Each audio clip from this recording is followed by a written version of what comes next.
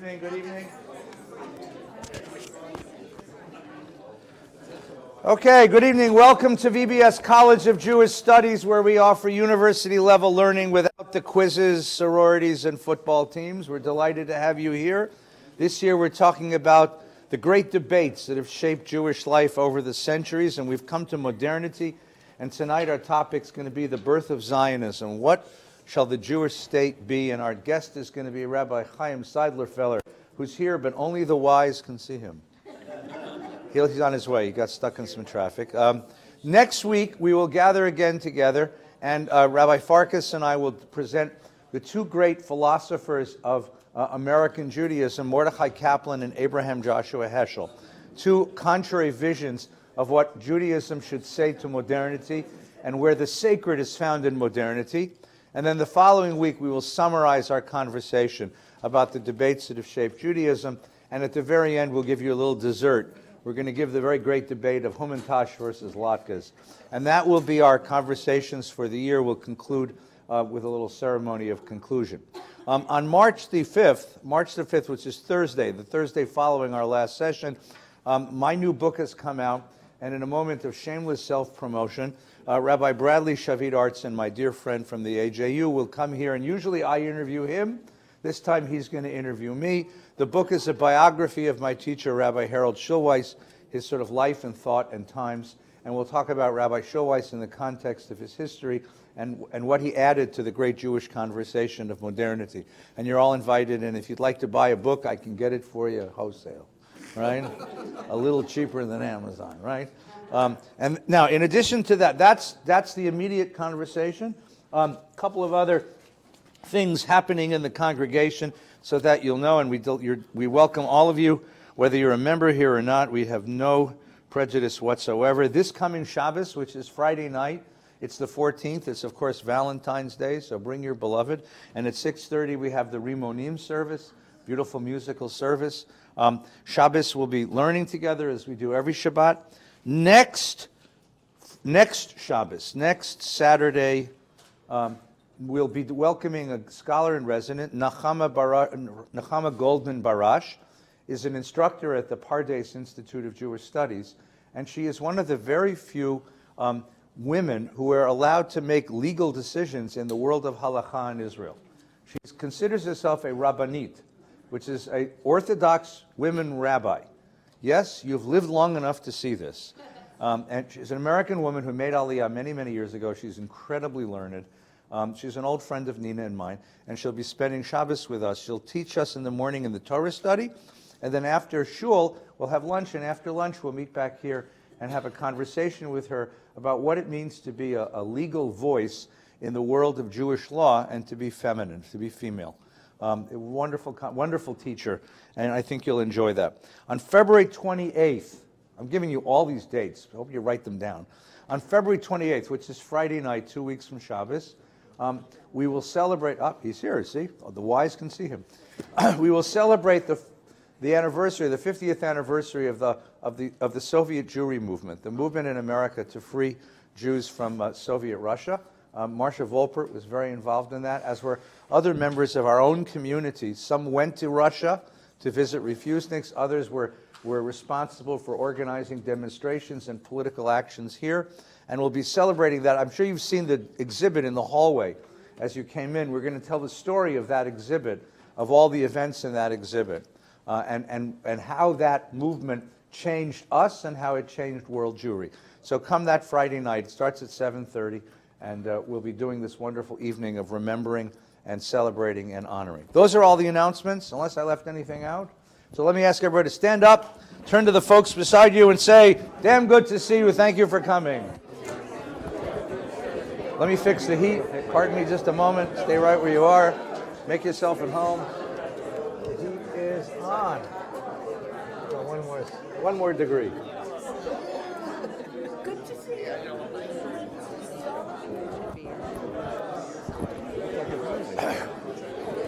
Now, before you sit down, put your arms around each other, draw each other close, and join in a bracha on the opportunity to learn Torah together. Baruch atah Adonai Eloheinu melech haolam asher kidshanu mitzvotav etzivanu la'asok b'divrei Torah. Ya'aseh shalom.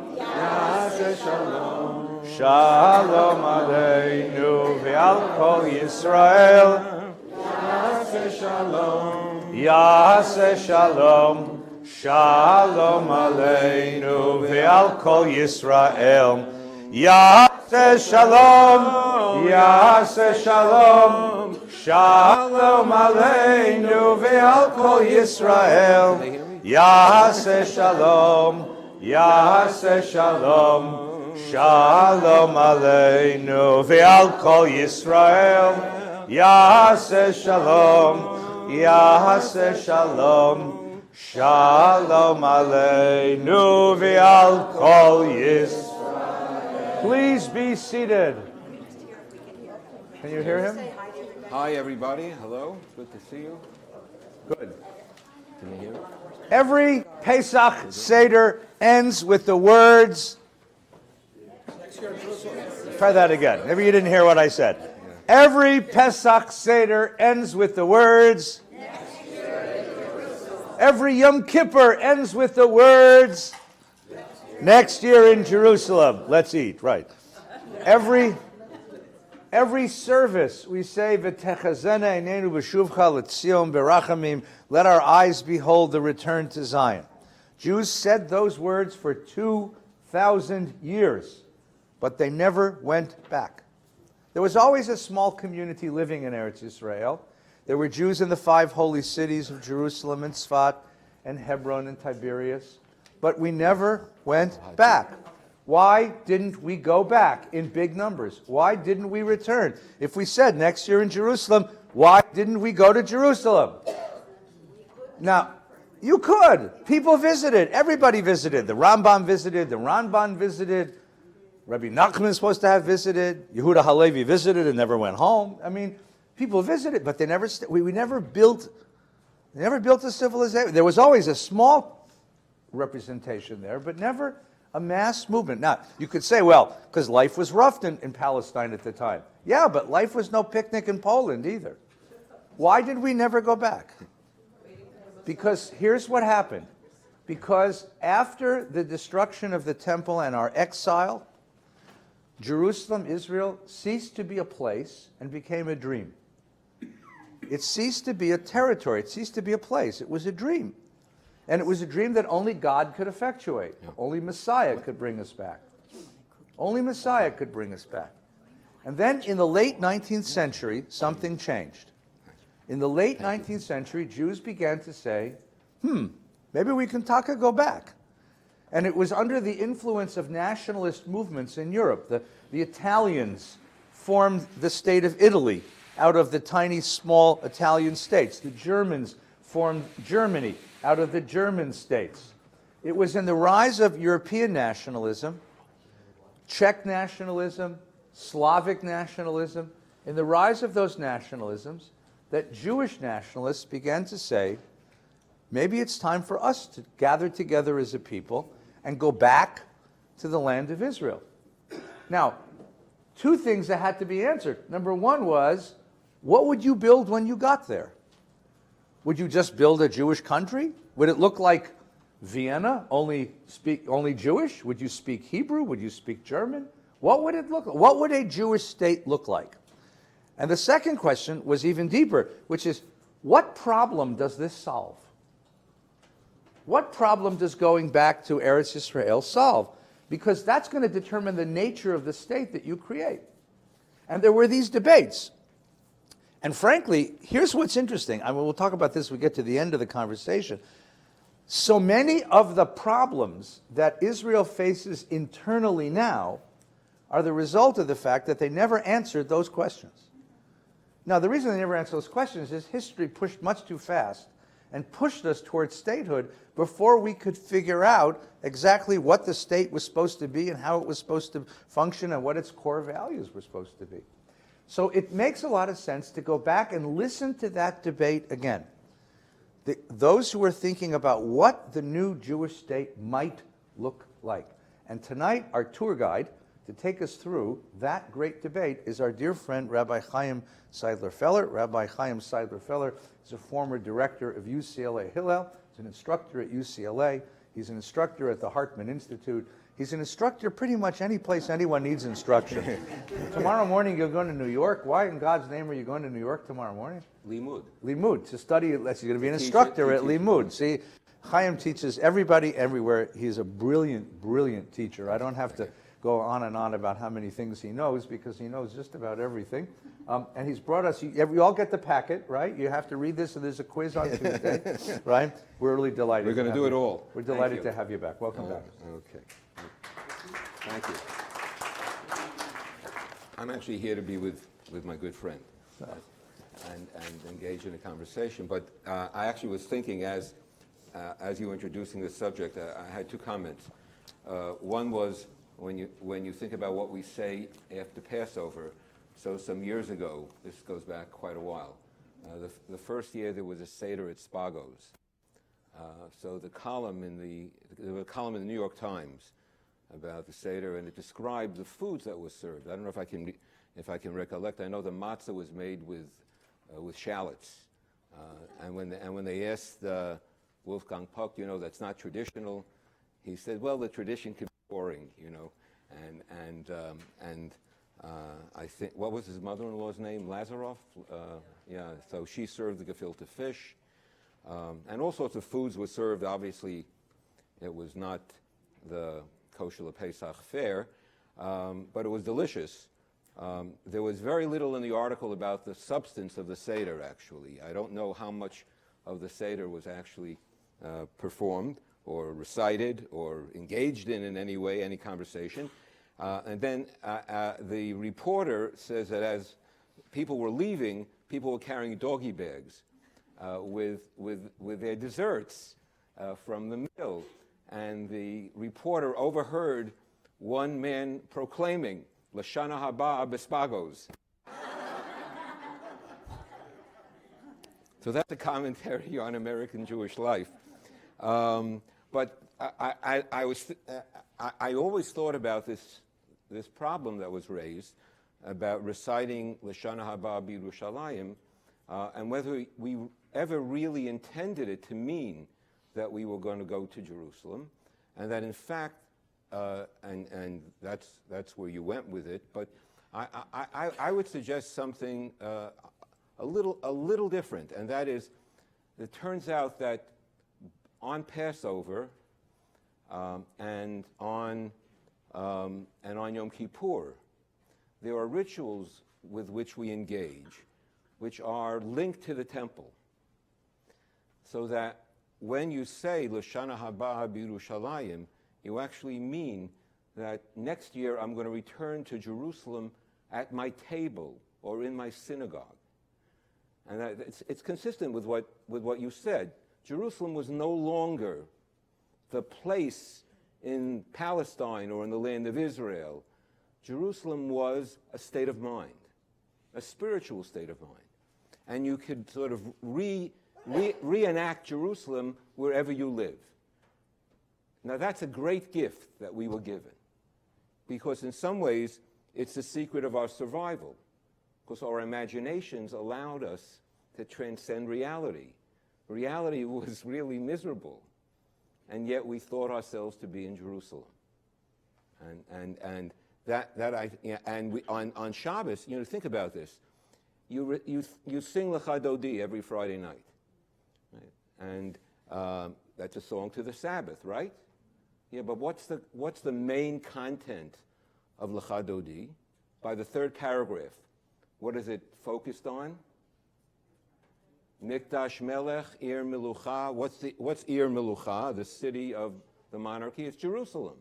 So there are 5 paragraphs, if I'm not mistaken, that all talk about Jerusalem more. The main body of Lecha Dodi is Jerusalem. So every Friday night you visit Jerusalem. You smell Jerusalem. You experience Jerusalem. It's a day of peace, the Jerusalem of peace, Ir Shalem. Oh, the Ir Shalom. All right, that's the introduction. So the people that we're going to deal with who engaged in this debate were Herzl and Achad Ha'am, and they did encounter one another. I'm going to tell you a little bit about each one. They came from different parts of Europe. Herzl was a Central European, born in Budapest. I'm forgetting the year. Maybe one of you knows the year better than I do. 1860, okay. They were both born around the same time. And he grew up in a pretty bourgeois, assimilated environment. And he had a very cultured upbringing. He was exposed to all the best in Western education. He graduated from law school. He became an extremely successful journalist. He had moved by then to Vienna and became one of the main journalists for the Neue Freie Presse, which posted him at some point to Paris. And now, during the course of Herzl's early life, he actually had some fantasies about to resolve the problem of the Jews. Now, what was the problem of the Jews? Or was called in those days in Europe what was the Jewish problem? Anti-Semitism. I mean, the Jewish problem, by the way, has two faces to it. It's the unassimilable nature of the Jews and the anti-Semitism that goes hand in hand with that dimension. So Herzl had experienced this, the Jewish problem, and his fantasy was that the Jews en masse would convert. He actually had, I think he had a dream or something about taking the Jews in Vienna into the main church, and they'd all emerge redeemed as Christians, because that would solve the problem of anti-Semitism. Now, however, during the course of his journalistic career, he became aware of the fact that this is not going to work. Why wouldn't it work? Tell me why it wouldn't work. Why wouldn't it work? Wait, one at a time. So if someone wants to raise a hand, why? Yes, please. Everybody would not follow. He wasn't so okay. But for those, what about those who wanted to follow and wanted to mix? What was the problem that he understood? Yes. Just like the new Christians on the Iberian Peninsula, the converts were never accepted as, and perhaps in many cases with good reason, but were never accepted as bona fide, sincere converts. They were second class at best. So the problem was that in spite of emancipation, and we'll see maybe if we read the passage, we can't read all the passages, because of emancipation, the Jews would not be accepted and wouldn't be integrated into society. So it doesn't matter what Jews do. The resistance to accepting Jews was so great that he understood that his solution was not a solution, and it needed a much more, a much stronger response, a more radical response. And there was just the response was to get out. Now, during the course of this experience, where he was experiencing the deep nature of the antipathy to Jews that was so integral to the society in Europe, he happened to witness the Dreyfus trial and the aftermath of Dreyfus. I brought a few props with me. This is the Petit Journal of the 13th of January, 1895, with the court-martial of Colonel Dreyfus. And what he heard in the streets of Paris was death to the Jews. So, and what he understood was, this was France, the home of emancipation. If in France, the home of emancipation, the Jews can't live as free citizens, then it can't happen anywhere. In other words, he came from Budapest, but now he was in Western Europe.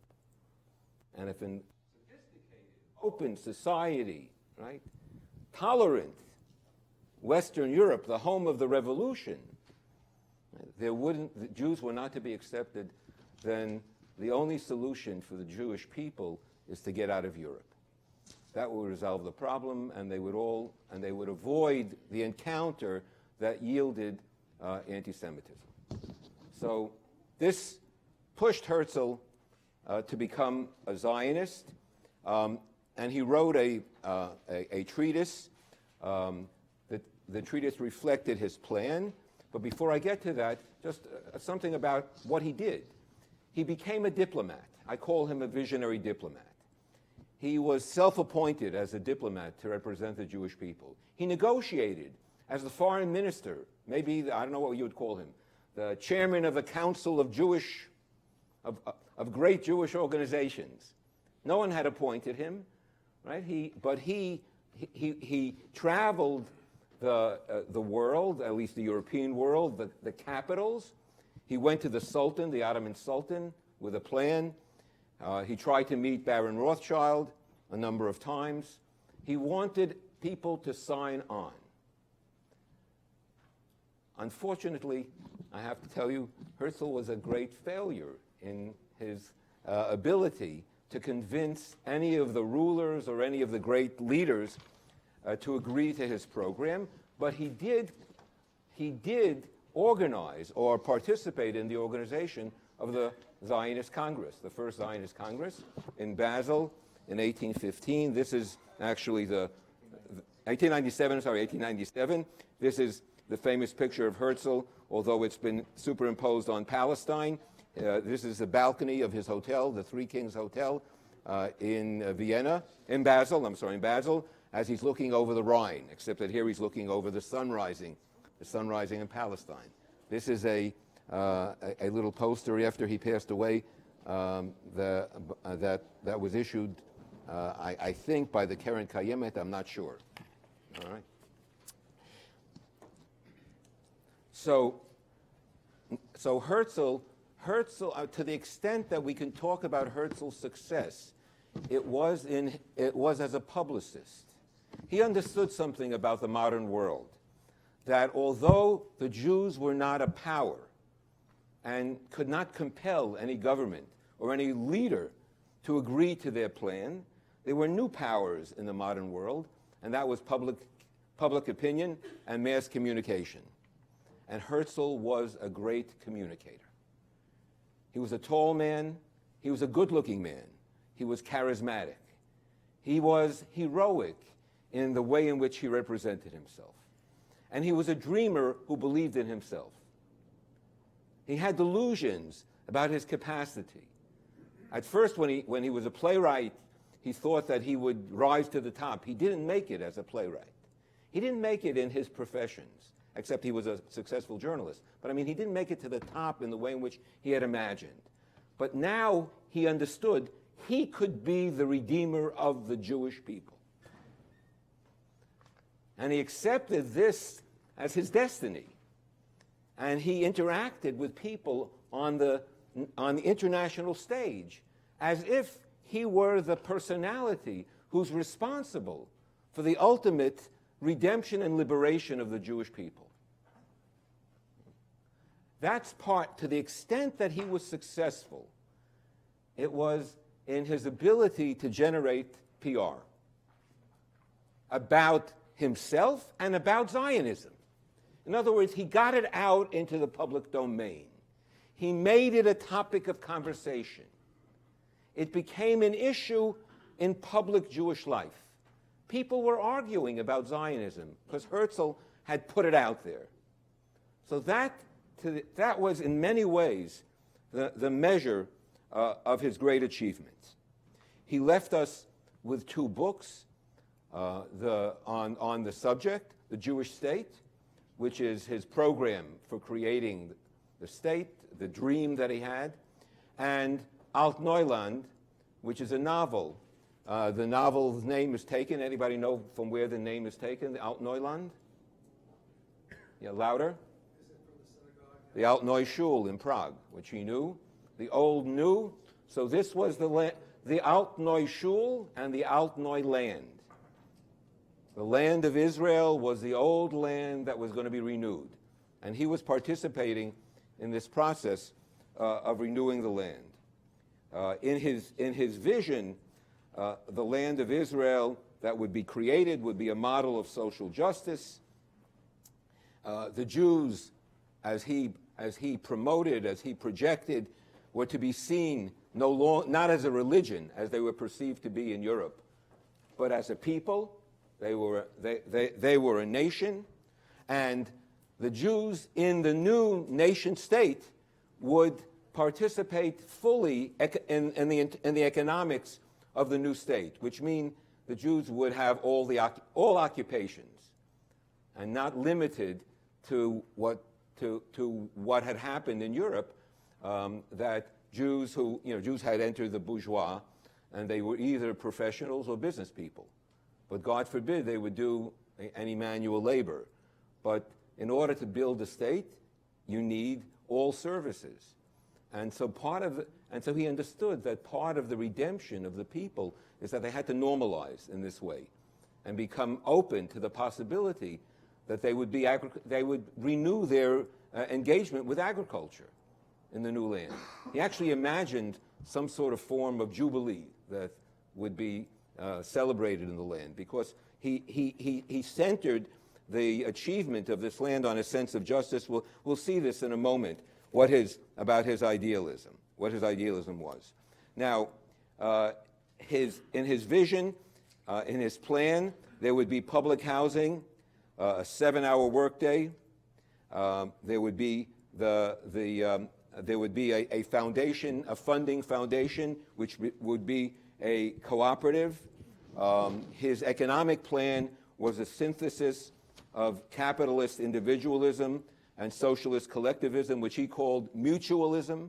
I don't know exactly what it is, but in other words, it tells me that he wanted to frame the experience a little bit different, that he was sensitive to what was going on in the world, to the tendencies in the world, and he didn't want the Jewish society to be purely capitalist, where people would eat each other up competitively. Nor did he want people to lose their individualism in what was then the rage of socialism. So he wanted to create a hybrid, which in many ways, I mean, when you think about it, he was really prophetic. He was a prophet. That's what the state of Israel achieved in a way in the early years, the early Ben Gurion years. He envisioned universal suffrage in the new state, free schooling, social services. All social services would be provided. There would be national service, no armed forces. Of course, in the Jewish state, no army, of course. And urban planning. Talked about urban planning. I mean, and all scientific advances of the time would be integrated into the mechanism of the new state. And he confronted in his writing and understood we have to deal with the locals. There's an indigenous population. And in his mind, Arabs would be part of this new state. They would be participating in this new state. We'll see in a moment one of the characters. All Arabs will be citizens. There'll be a tolerance for Eastern culture. This Westerner understood. Basically, he wanted to create a type of what we would call today a pluralistic society. Now, in his foresight, he recognized that there might be intolerance stemming from religious fanaticism in this new state. It's interesting. That would be one of the major problems of a reborn Jewish nationalism. He was incredibly successful, as I said, in bringing forward this idea to the general public. And he had visionary powers to imagine what a Jewish state might look like. In sum, you would say that his achievements were great and mixed, because he failed to solve the major problem of anti-Semitism. If that was what he set out to resolve, or he reacted to, creating the State of Israel, as we know, was not a solution to the problem of anti-Semitism. So the Jewish problem remained. And moreover, he didn't try to address what we would call the Judaic problem, that is, how to be Jewish. We'll come to that in a moment. Now, most people think that Herzl lived his life as a fully assimilated Jew. Fact is that certainly towards the end of his life, there were pangs of return. There are some who consider him to be a Baal Tshuva, and he has this whole writing about the menorah and its significance in his life.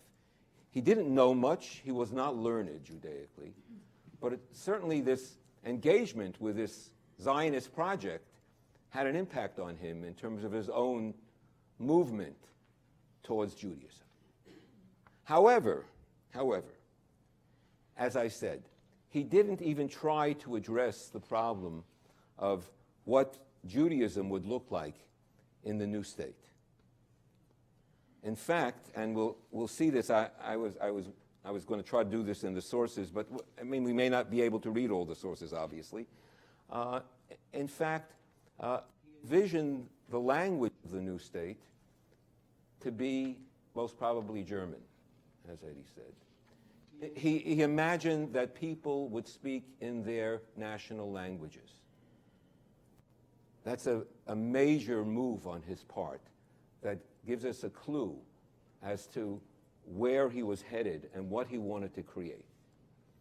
Herzl wanted to create in the Middle East an outpost of Central Europe. He wanted Jews to attend the opera in white gloves. He wanted the schmeck of being a Gentile in the Jewish land. Anti-Semitism, after all, had an impact on Herzl. Think about it. I mean, he wrote about this. He understood that there's no way that the Jewish personality can escape without some impact on their life. And people move in different directions. Sometimes they move intensely inward, and sometimes they move outward. Right?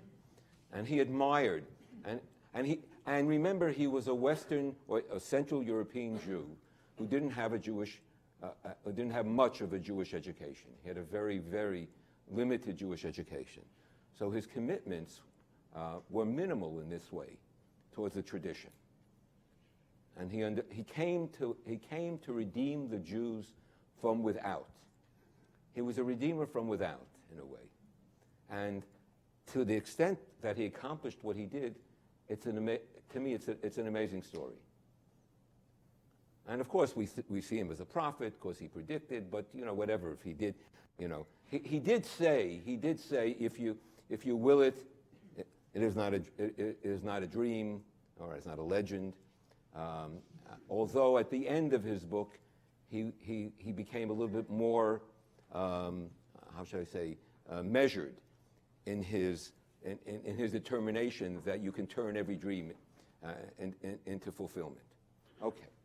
Now, over and against Herzl, and more or less at the same time, there was an Eastern European young Jew growing up as a contemporary of Herzl, who had a very traditional background, who grew up in a Hasidic home, who was educated, basically had a classical cheder education, and whose father hired a private tutor to train him in Talmud and in medieval Jewish philosophy, who was a young, budding, traditional scholar who was named Asher Ginsburg. He was born in 1856. Herzl, by the way, as you know, died in 1904. He died young. He also died I think, close to bankruptcy. He had drained the dowry of his wife, and he came himself from some from some wealth, and the Zionist organization had no money. In other words, so he didn't. In other words, he generated publicity about an organization whose true vitality was questionable. And by force of his personality, he gave it life. And by constantly appearing on the public stage, it appeared to be something that people had to contend with. He made it into something by virtue of his standing. I mean, people looked at him. They believed in something. Now, when they looked at Haram, they saw yeshiva bacher, you know. Although I don't want to demean yeshiva bachers by him, but he was as a young man, he began to write in Hebrew. He was a prolific Hebrew writer. He was responsible more than any other writer for creating modern Hebrew prose.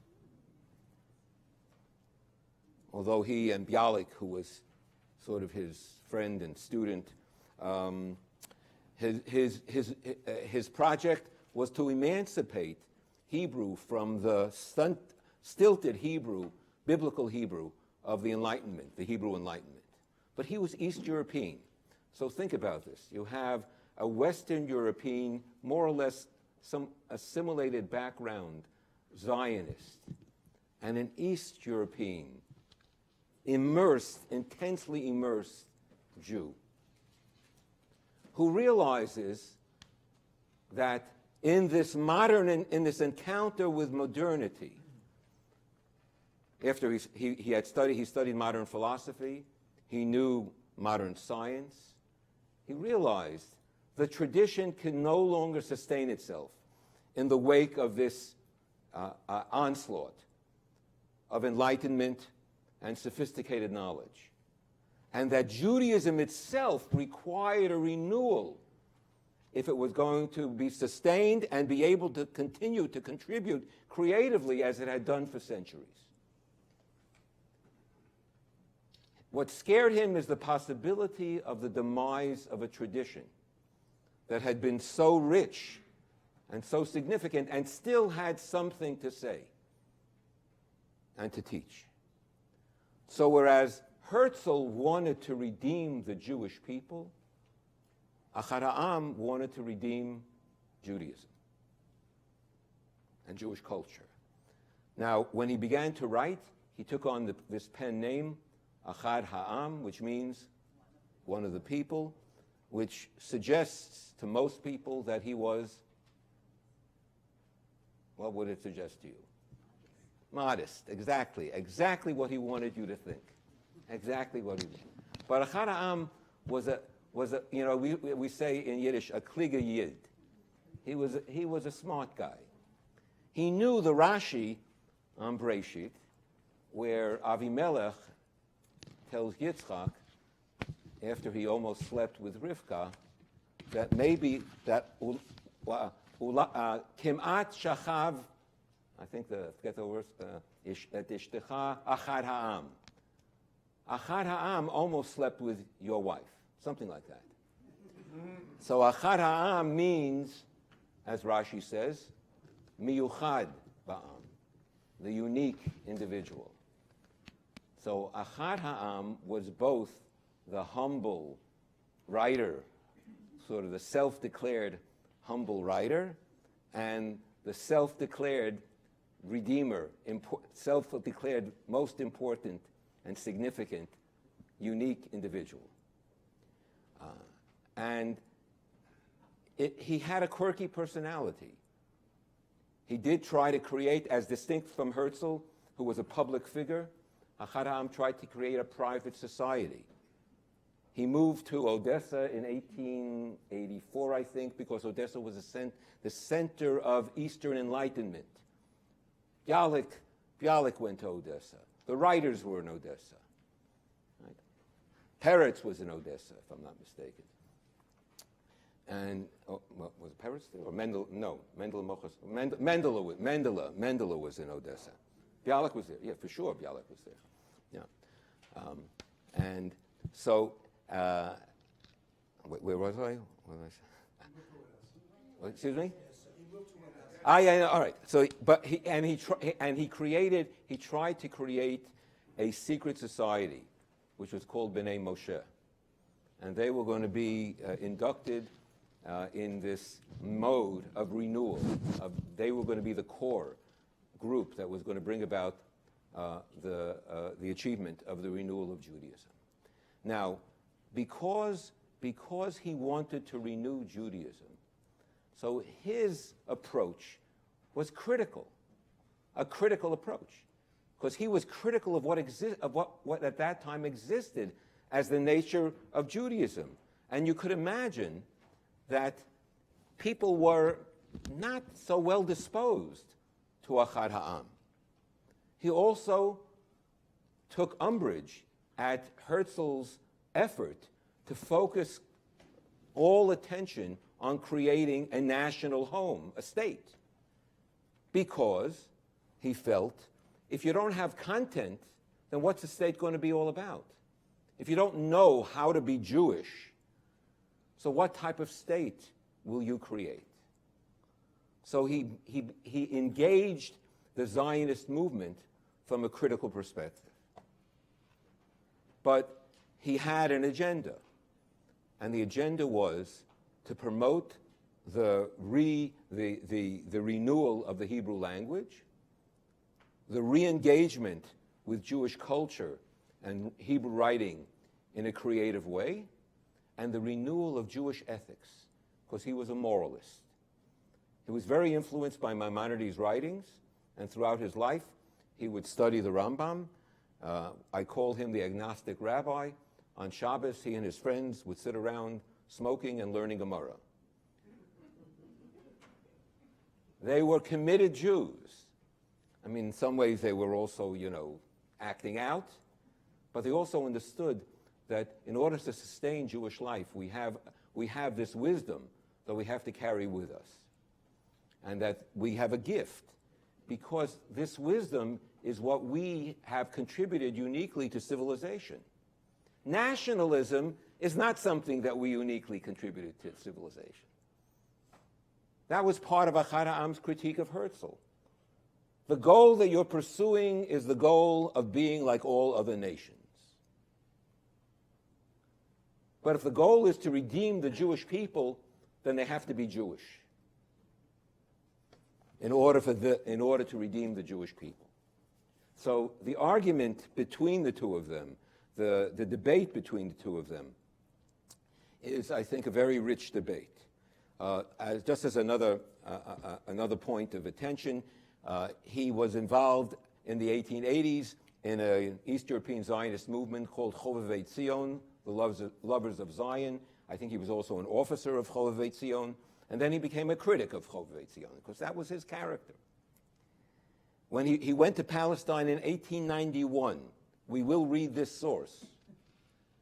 He wrote an essay, Emet Me'eretz Yisrael, the truth from the land of Israel. And he was critical of the early settlement in Israel and the way in which they reacted and treated the Arabs. He also was a prophet. He foresaw the difficulty of the Jews adjusting to their new role if they were to achieve statehood and they would indeed have sovereignty. How would they rule over others? And he didn't trust the Jews to be able to know how to rule over another people, or even over themselves, because they have no experience in self-rule.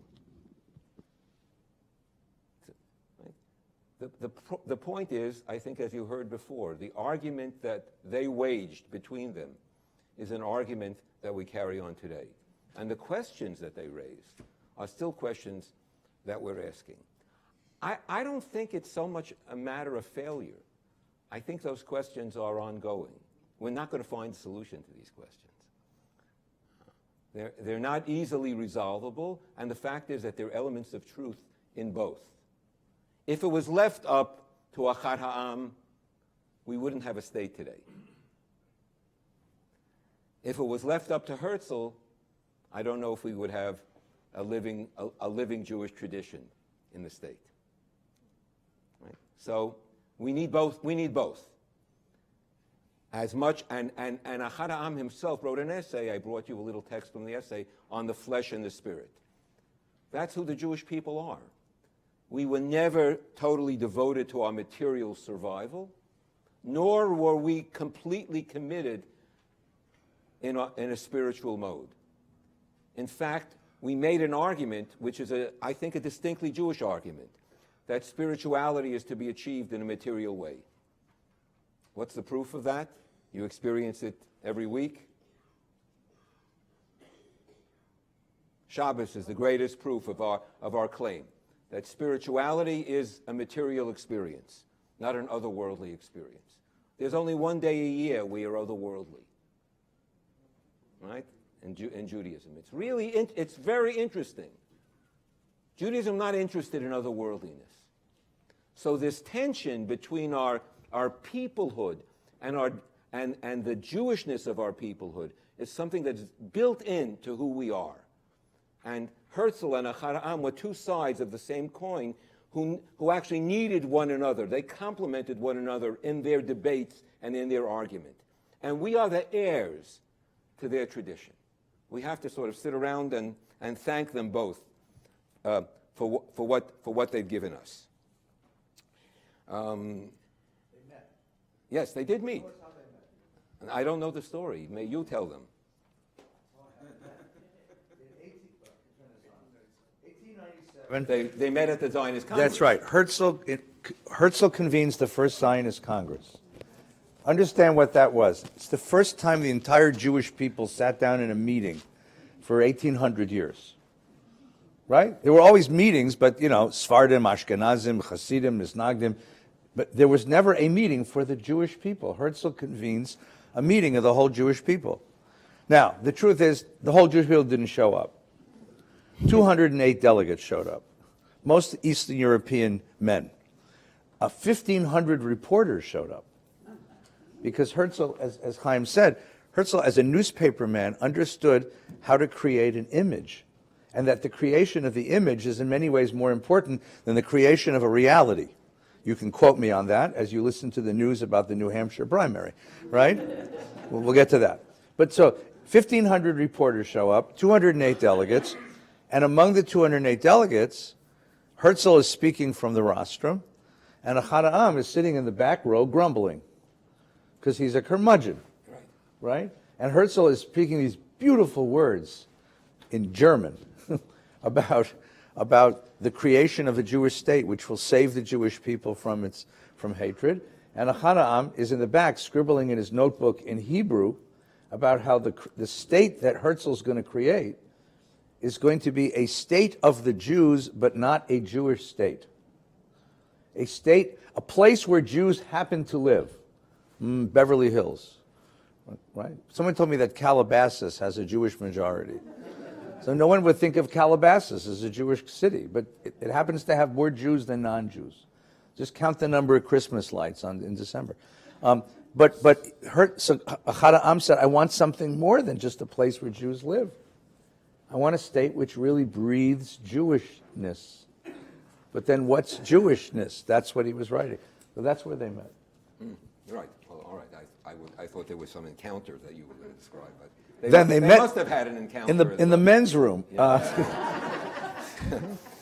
So listen. Let's turn to our text. Let's see what they both say. We'll take a little bit of time and see a few quotes. So on the first page, you'll see on the left-hand side where it says, "We are a people, one people." Okay. So Herzl was making an assertion that Jews have to see themselves as a national body. That's a major push on a major point that he's making, because Western European countries and countries where there was emancipation prefer to see Jews as a religion.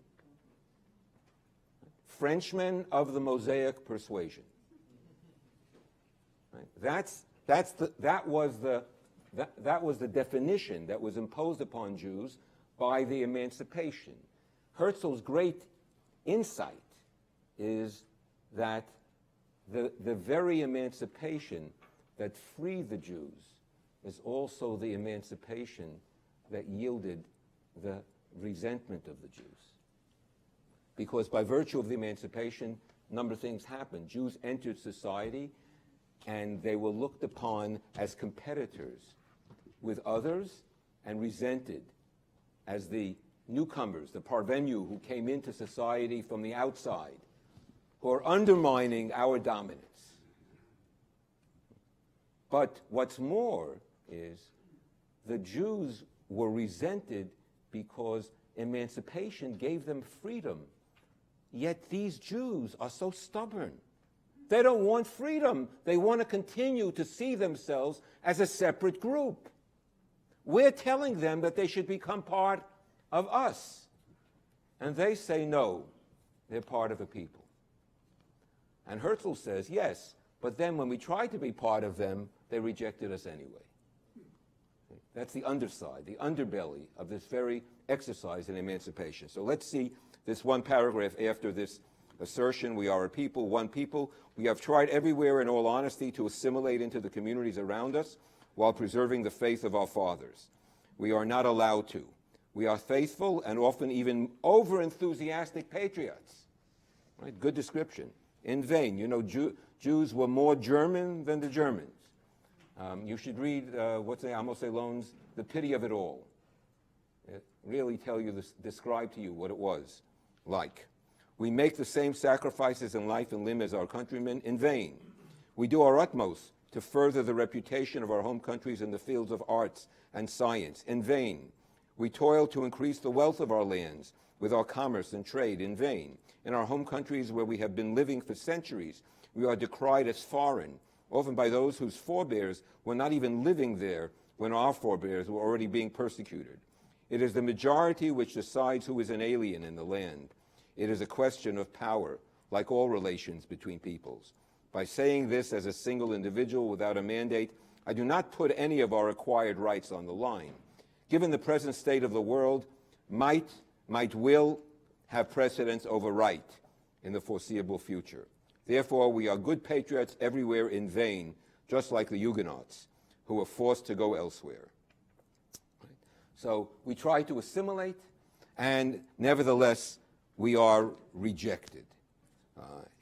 Then in the paragraph on the next column, if you look in the middle of the, let's say about 1, 2, 3, 4, 5, 6, 7, 8 lines down, it says, in the main countries where anti-Semitism is rife, the movement is the result of the emancipation of the Jews.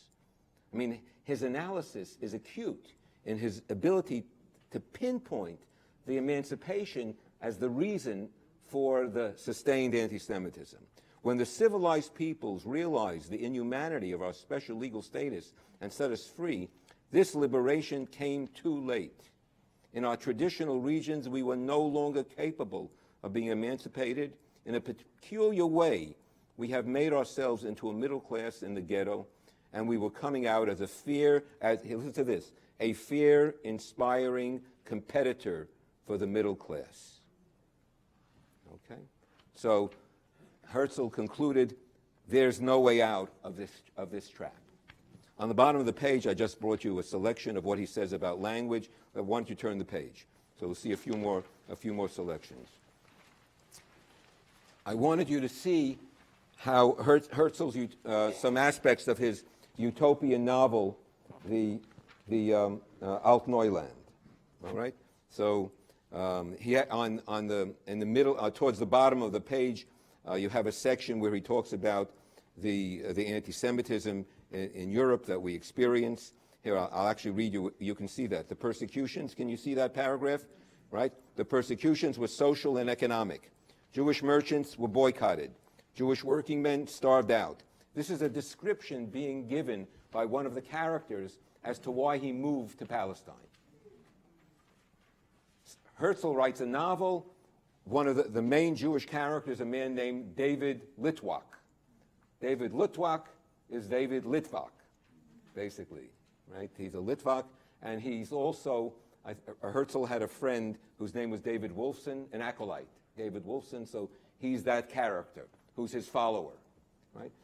So, and Litvak says, right, Jewish working men starved out, Jewish professional men proscribed. So this is really a description of what Herzl had experienced in Europe, not to mention the subtle moral suffering to which a sensitive Jew was exposed at the turn of the century. Jew hatred employed its newest as well as its oldest devices. The blood myth was revived, and at the same time, the Jews were accused of poisoning the press, as in the Middle Ages, they had been accused of poisoning the wells. Right? That's particularly, you see, poignant with regard to Herzl, because he was a journalist. Yes? Obviously, he did understand quite well the situation exactly as it was. Exactly. But you introduced him as a visionary, a person who would imagine. Yes, because he imagined this idea, this utopian society. Correct. So that's a very good insight. So there's a combination in this very, in this talented leader of this sort of practicality and insight and decisiveness about what needed to be done, right? Right. And taking action, and at the same time, he was a dreamer. What he explains here Yes. have been practiced and are being practiced still in some part of the world. Probably you haven't had physical touch with it. Some of us. I know. Okay. Yes, it's true. Yeah. I tell people, I'm an American, and we were blessed. I grew up in the 50s. Some of you may be a little older than me, and we grew up in a really wonderful time. And it's hard for us. It's actually hard for us to imagine that catastrophe can befall this country. Anyway, but you're right about this. You're right. I mean, but read his description is fantastic in terms of its accuracy. As working men, the Jews were hated by their Christian fellows for undercutting the wage standards. As businessmen, they were dubbed profiteers. Whether Jews were rich or poor or middle class, they were hated just the same. They were criticized for enriching themselves, and they were criticized for spending money. They were neither to produce nor to consume. They were forced out of government posts. The law courts were prejudiced against them. They were humiliated everywhere in civil life. It became clear that in the circumstances, they must either become the deadly enemies of a society that was so unjust to them, or seek out a refuge for themselves. The latter course was taken, and here we are. We have saved ourselves. Old new land, murmured Friedrich. Indeed, it is just that, replied Litvak earnestly. He was evidently moved. We have set up a new society. That's the dreamer. A new society on our precious old soil. This new society is going to be ideal, democratic, inclusive. Arabs, all forms of Jews will live together. I don't know whether without conflict, whatever. Look at the paragraph in the middle of the next page, which starts with aha. Aha. All right. I thought so at once, esteemed lover of humanity. I shall not bore you now with our political controversies. They are the same here as everywhere else in the world. This is Litvak speaking. But I can tell you that the fundamental principles of humanitarianism are generally accepted among us. As far as religion goes, you will find Christian, Mohammedan, Buddhist, and Brahmin houses of worship near our own synagogues. Herzl imagined a land of Israel where literally this would be the case. Could have multiple religions, people living alongside one another, right? To be sure, Buddhists and Brahmins are found only in the port cities. Here in Haifa, for example, in Tyre, Sidon, and also in the cities along the railway to the Euphrates, say Damascus and Tadmor. All right, skip the next, no, then it says, Tadmor, cried Friedrich, has Palmyra been restored? David nodded, but only in Jerusalem will you enjoy the universal peace of God. So Jerusalem is seen not as the center, in a way, of Jewish renewal. It's the universal peace. Jerusalem is the center of universal peace. It's a prophetic representation, in the words of Herzl. Now, the next two paragraphs. A handsome man of 35 was standing beside a wrought iron gate as I drove by. He wore dark European clothing and a red fez, of course. His salute to them was the Oriental gesture, which signifies lifting and kissing the dust. David called to him in Arabic, and Rashid replied in German. I mean, this is Herzl's fantasy. I mean, in some ways, it's a ridiculous fantasy, but it's wonderful, with a slight northern accent. Wish you much joy of your guests. King's Court stared. He's this wealthy guy who there are two characters who had who were alienated from their bourgeois families. One was Jewish and one was not Jewish, and they left Europe and they went to a Pacific island for 20 years. On the way to the Pacific island, they passed through Palestine, and it was a disaster. So here they are, 20 years later, returning to Europe, and on their, triumphantly after their 20 years of sort of zoning out, whatever they were doing, and they come to this land, and they're overwhelmed by what they see. Functioning society at the highest level, all the latest advances. That's ideal. King's Court stared. Who's the little Muslim, he asked. So, he studied in Berlin, replied David, laughing. Of course. The Muslim is a European also. I mean, that's Herzl's way of thinking. How can you be sophisticated in this new society if you're not aware of and if you haven't encountered European culture? Right? Even the Muslim. His father was among the first to understand the beneficent character of the Jewish immigration and enriched himself, meaning he's an Arab, he's actually an Ottoman Turk. And this Ottoman Turk is the representative of the Palestinians. That's how Herzl has structured it.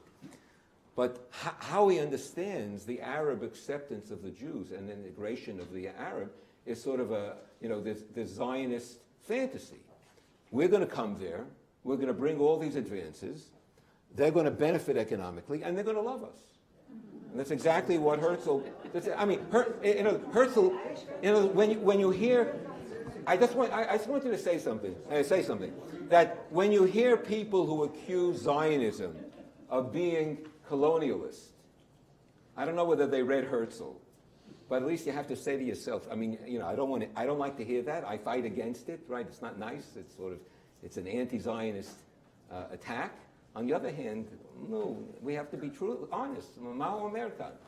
What's he saying here?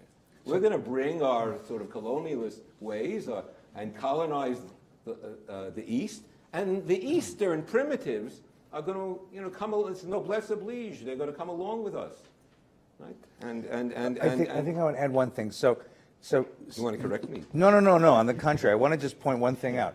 So what you see here is that. So what we've described is you have Herzl's Zionism is about taking power, because only with power and the power that you get from a state can you protect the Jewish people from the anti-Semitism that is inevitable. Okay, and then Achad Ha'am, we'll see in a moment, is about correcting and enriching Jewish culture. But there's a third element which is hinted at, which is stated here in Alta Neuland, which becomes part of Zionism, which is utopianism. Mm-hmm. Like, Zionism says, we're going to make the Jewish people a normal people, settle them in their homeland, give them normal economics, and let them live normal lives. That was one theme.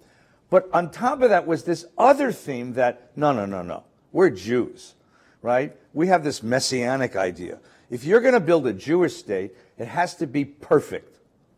It has to be utopian.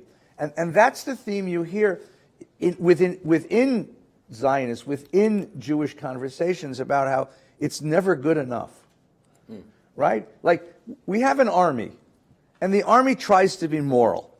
And every study of the army that's ever been unbiased says that Israel's army is more moral than any other army in the world.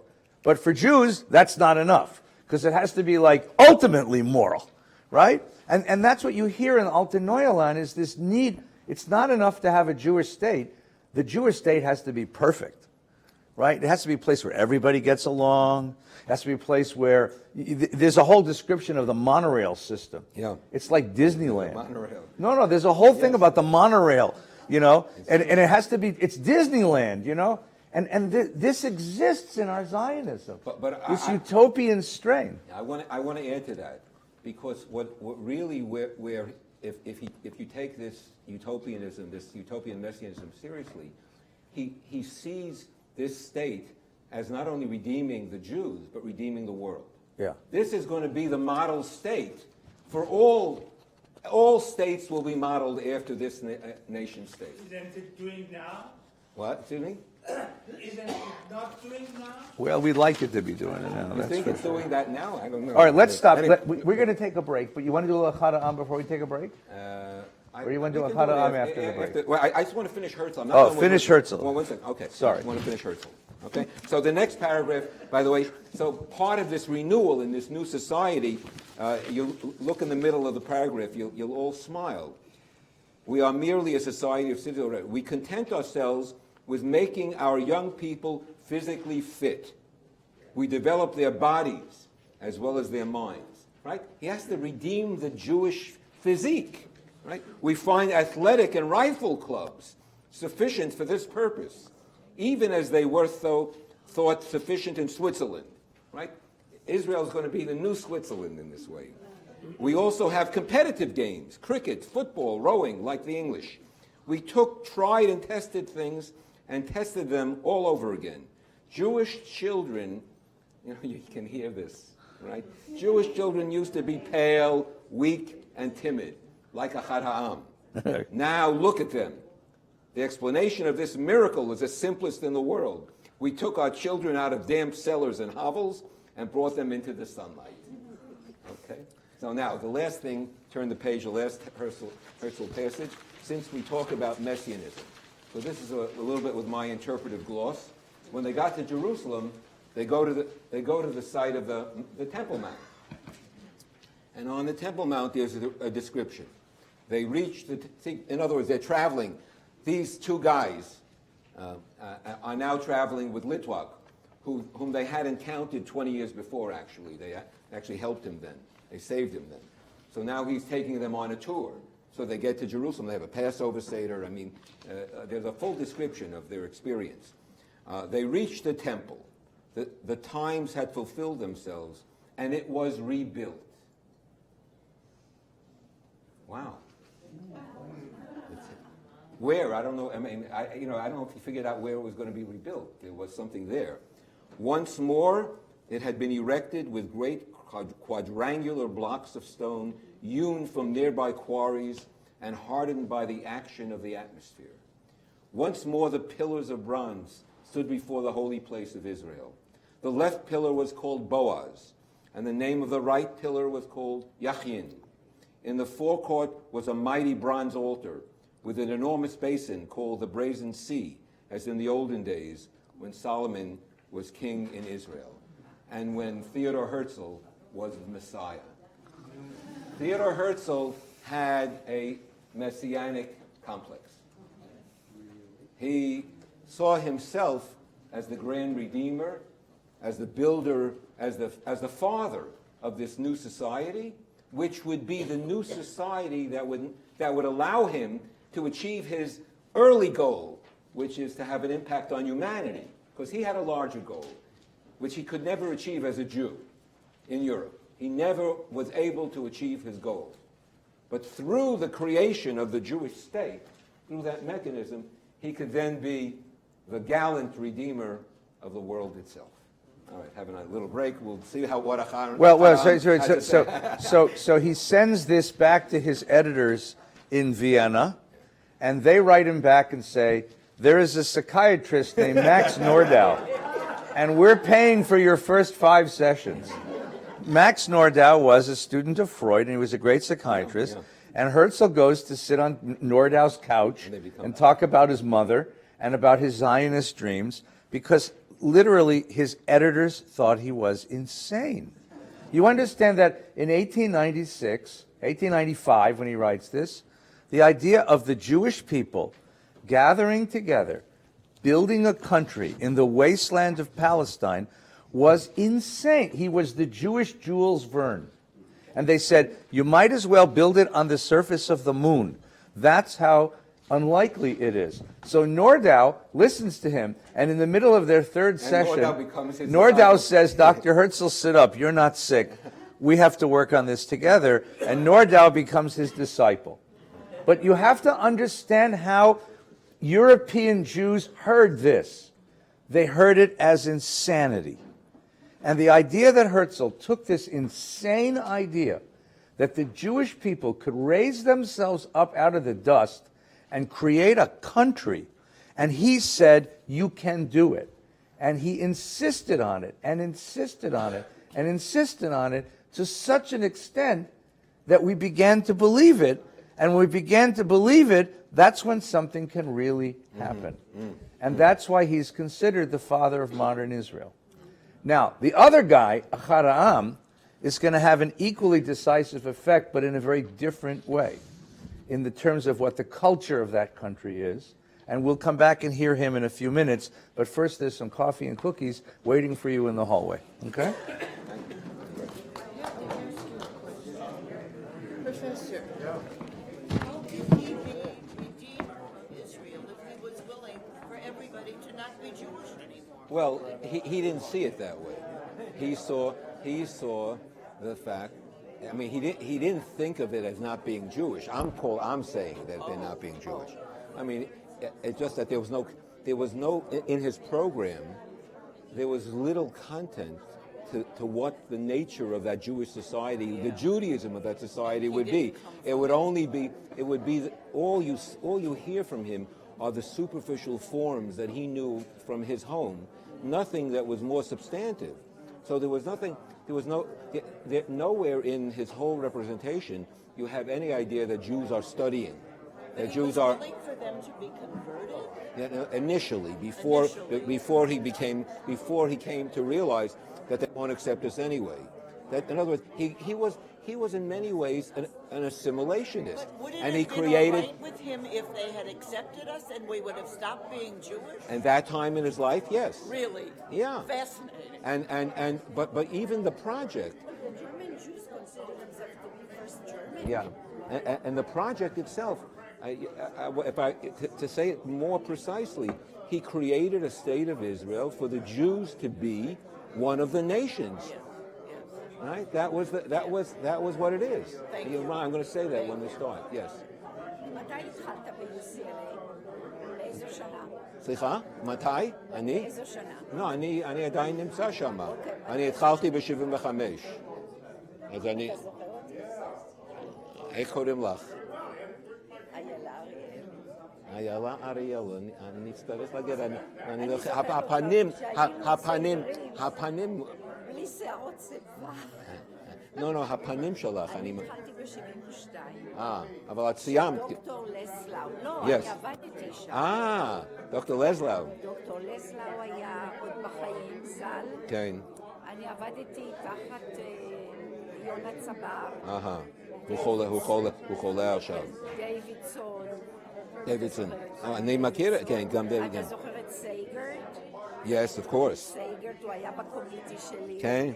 אבל את אמרת דוקטורט שם? אני הפסקתי לפני הדיסרטציה, כי בעלי חלה ונפטר. אז אמרתי, אני כבר לא מעוניינת להמשיך. אבל אני איפה נולדת? את נולדת בצרפת? אני נולדתי בתל אביב. בתל אביב, אבל יש לך מבטא איזה? לא צרפתי קצת. זה מה שכולם אומרים לי, אני לא יודעת למה. תמות העולם. He was Czech. הוא עוד בחיים. לא. He was an interesting guy. אבל הרבה מהתלמידים שלי היו הולכים להילל. כן, יש להם משפחה. אתה זוכר? הם עלו ב-81. ובנד, אתה זוכר את אורה? אני רק דיברתי עם בנד אתמול בטלפון. בסדר? הוא בן 90. שיהיה בריא. ואיפה אורה? אורה נפטרה. מתי? היא נפטרה לפני שנה כבר. היא הייתה חולה, אלצהיימר, זה היה מאוד חמור. כל בשנים האלו הוא היה איתה כל הזמן, הוא היה צריך להשגיח. איפה הוא גר? הוא גר במוסד? לא, כן, אבל הוא גר על יד הילדים שלו, הוא עבר לסילבר ספרינג, למרילנד. הוא לא. יש בן אחד נפטר. את יודעת, היה להם שני בנים, דוד ויונתן. יונתן בחיים ודוד נפטר. אבל הוא מתפקד. כשדיברתי איתו, הוא היה רענן כזה כמו, הוא היה קצת יותר, what do you call it, מתון, בגלל שהוא אדם ביקורתי.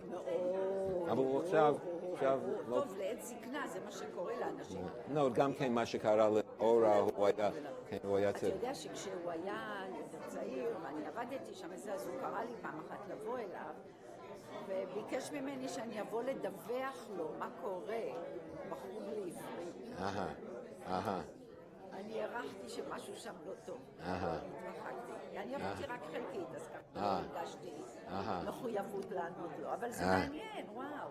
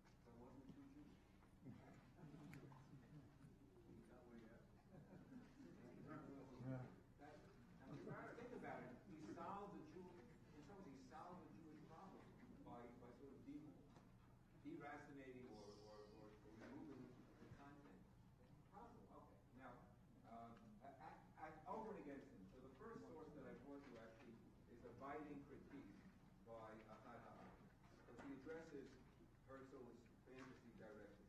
So look on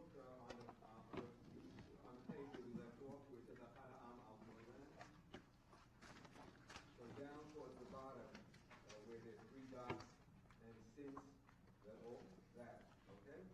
And since that all in the land of Israel was not created here first, but in England and America,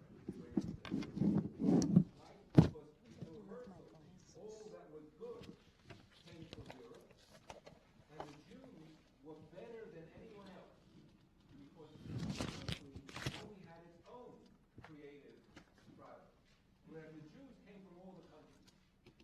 So together, the Jews had the best of the world that they could bring into Israel. So Israel was a laboratory for this new state. It had no name. This Jewish state, or the Jews state, which is not how you again here. This was the first edition in Hebrew. Printed in 1895 in Warsaw. And this is the first edition of Al-Moilad. In Hebrew, it's called Tel Aviv. Hebrews called it. So Al-Moilad. So the composite of Jewish activities was the sum total of all the good that had been brought to this new state by the Jews from their countries of origin. So we had the most intense expression of what had existed prior in those countries. So we were the hub. We were the hub of all that was modern and new in the world. So Ha'am writes about this. And since that all in the land of Israel was not created here first, but in England and America, France and Germany, so everything here belongs not only to Israel but to all the people. The main element of the new society is therefore regardless of religion or nationality. This great principle is the moving spirit of the story, and it is recurring in almost every episode, so enthusiastically and in length, until inevitably arises the suspicion in the heart of the reader that what bothers the author indeed are them, and he insisted on those principles in order to make them see how beautiful this Zionism is. Them are the others, and he has to make Zionism attractive to everyone in the world. So we have to make it the best system that all others will recognize as a reflection of the best of their own. Indeed, we must admit that the Jews of the new society literally gave up their soul to this fight. And here I'm putting on the Hebrew. The Hebrew phrase for the giving up their soul is Mesirut Nefesh. Mesirat Nefesh. Now, Mesirut Nefesh means devotion, sacrifice for the sake of an ideal. Right? You understand what he's doing here? Mesirut Nefesh means when you devote yourself to Judaism, you're giving yourself up because you want fulfillment. What Ahad is saying, Herzl is promoting is you giving your soul away. You're trading your soul, not uplifting your soul through devotion, but giving it away because your very soulfulness, your identity, your essence is something that you've transferred over to the world around you. This is Ahad's attitude towards what Herzl is doing in such a way that their soul is almost non-visible. The Jews created, according to Herzl, a new state which was soulless in their society at all, while trying to make room for other souls, irrespective of religion or nationality. To realize this, we have but to go with the author and visit the places to which he led his heroes, and to listen to their conversation. First, we are going to Haifa, which is one of the major cities of the new society. Through in the city, we see Arabs, Persians, and other nations. Most of the people are wearing European clothes, and the city as a whole makes an impression of a European city.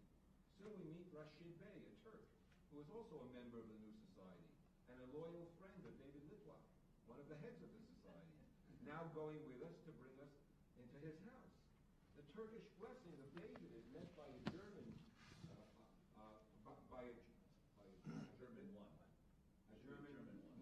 a German one, by Rashid.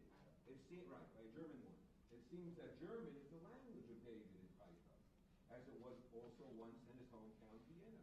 We do not find an explicit answer to the question of language in the book, so we cannot but guess which language dominated Alt-Neuland. Haifa also hosts several decent theaters in German, French, English, Italian, and Spanish. And on top of all these, there is also a national theater. This is the only national institution the author shows us in this town. Of course, the theater, because Herzl was a playwright. And it plays, what does it do? It plays Jewish history scenes in several European tongues, apparently. But be careful to make sure you bring white gloves with you so that you can escape the misfortune of our heroes that had to stop on the way to the opera and buy white gloves. For without them, it is not polite to come to the opera at Haifa, exactly like in Paris. Well, we now know what is ideal of political Zionism, what the ideal is of political Zionism, as it appears in the mind of its main leader. Maybe we should ask ourselves, now that we know what the nature of this old new land is. And one small question. The scientist in the book, in the novel, Steiner, was touched by the faith of the Nigerian people, and thus devoted his energy to remove obstacles preventing their return to their country, all in the name of Zionism. He was going to wipe out malaria in Africa. So we can, and his goal, by the way, was to wipe out malaria from Africa so that Europeans could settle in Africa and that African Americans could settle in Africa. That was Herzl's sort of fantasy, that the Jews would redeem Africa from its maladies, and as a result, Africa would be resettled and come into the world as also a renewed European land. So we can imagine a Nigerian movement headed by the Zionist leader and writer about Neuland. And we can ask, what would the difference between the Nigerian and the Zionist one be? So Chaim was not too fascinated and taken by this fantasy of Herzl. Now, he writes this explicitly. Turn the page.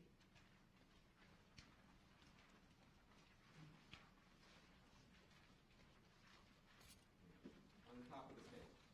The secret of our people's persistence is that at a very early period, the prophets taught it to respect only the power of the Spirit and not to worship material power. That's why. Why is that the secret? Why is that the secret? Because when they're dispersed with powerlessness and in poverty, that doesn't break them. They can survive. In other words, this is the secret of true survival. In other words, this is an example of what Jonathan Sachs writes, where weakness is our strength, and where power is a weakness. Because when your whole essence is founded on power, and you lose power, you lose it all. But if your essence is founded on spirit, when you lose power, you still have your essence. That's sort of the trick. Therefore, unlike other nations of antiquity, the Jewish people never reached the point of losing its self-respect in the face of more powerful enemies. His critique of Herzl, by the way, is that it seems that Herzl has lost his self-respect as a Jew. That's basically what he's saying. It's a harsh thing to say to a man who came forward to this plan and saved you as a result. As long as we remain faithful to this principle, our existence is a secure basis, and we shall not lose our self-respect, for we are not spiritually inferior to any nation. But a political ideal which is not grounded in our national culture is apt to seduce us from loyalty to our own inner spirit, and to begin in us a tendency to find the path of glory in the attainment of material power and political dominion, thus breaking the thread that unites us with the past and undermining our historical foundation.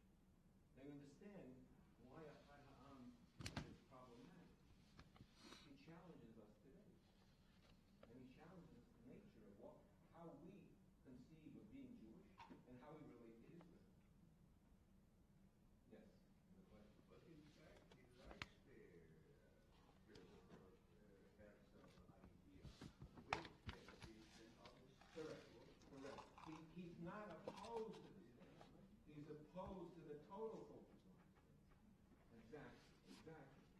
understands that you need, but the state is the vehicle.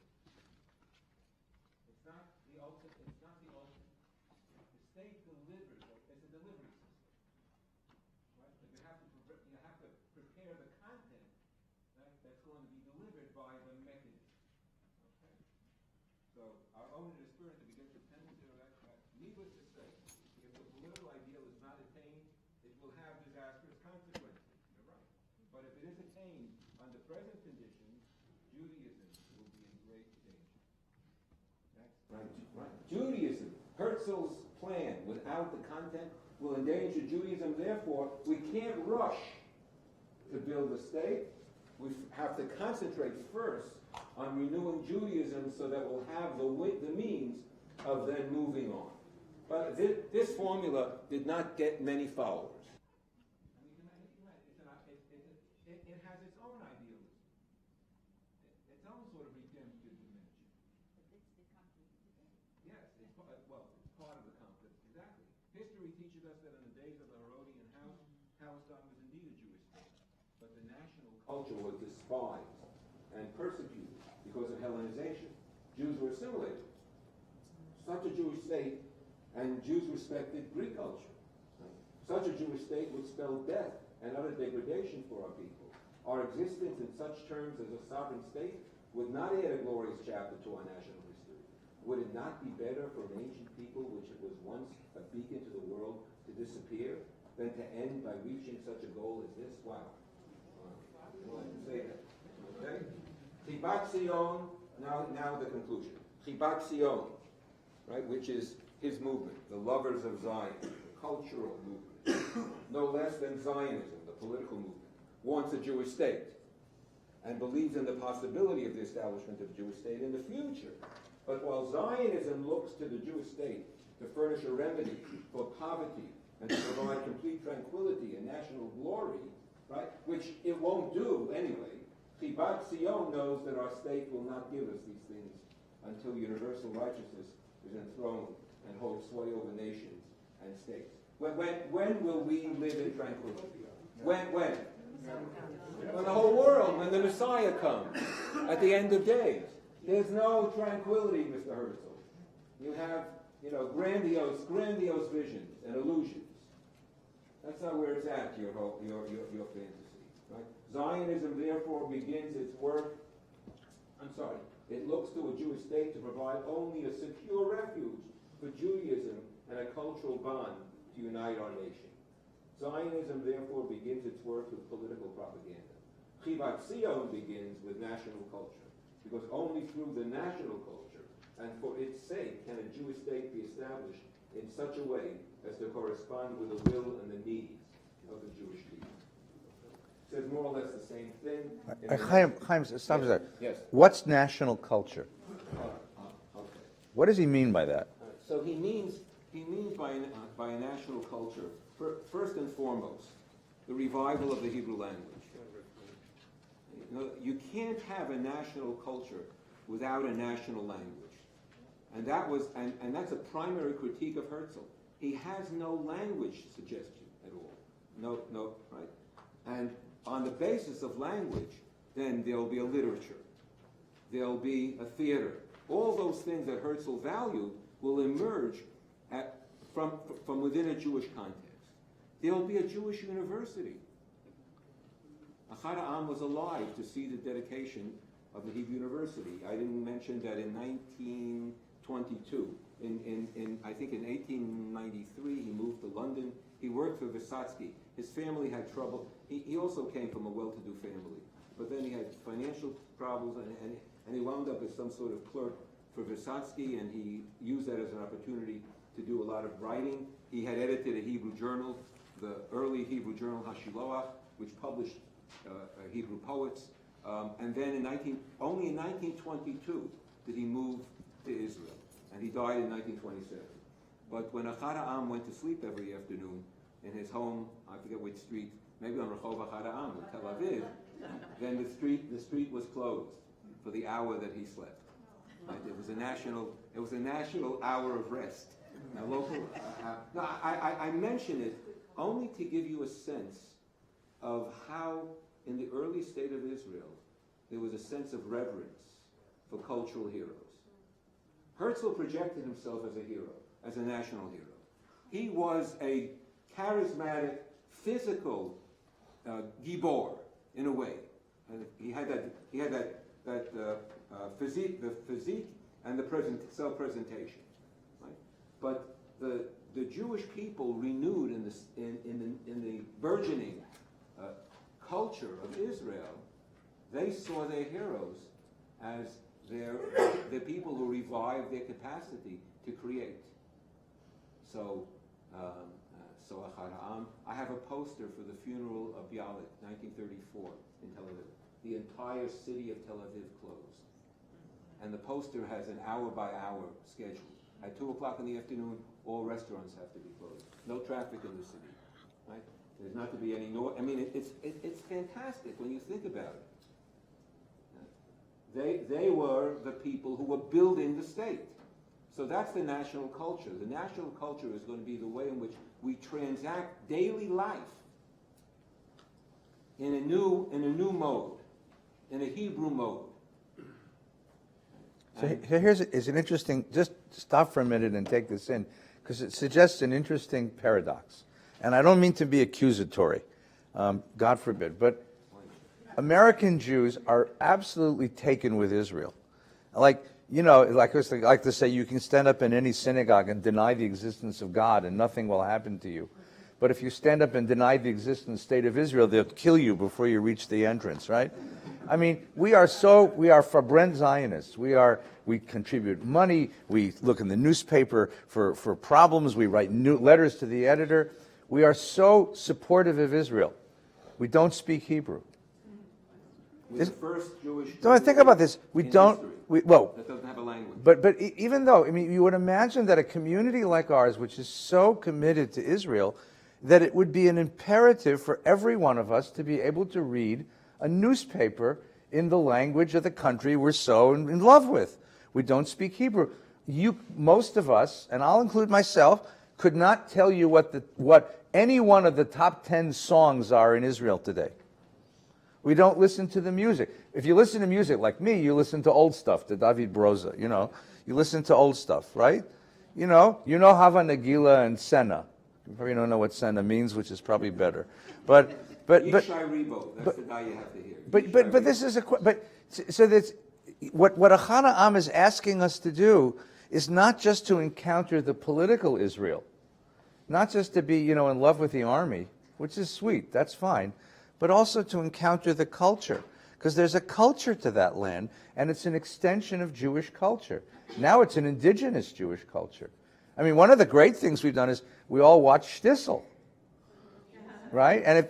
But I got to tell you something, and not that my Hebrew is so good or my Yiddish is so good, but Shtisel in Hebrew is much better than Shtisel with subtitles, because the subtitles miss things, right? But at least you're watching Netflix is broadcasting a Hebrew language Israeli show, and occasionally the Lemli has Israeli movies and we go watch them. But what Achad Ha'am is asking us to do as diaspora Jews is to participate in the cultural development of the land of Israel. So this is very important, that the project, because I didn't say this, the project of renewing the Judaism, because it's part of a Zionist movement, is not limited to the land. That's one of the differences between political Zionism and cultural Zionism.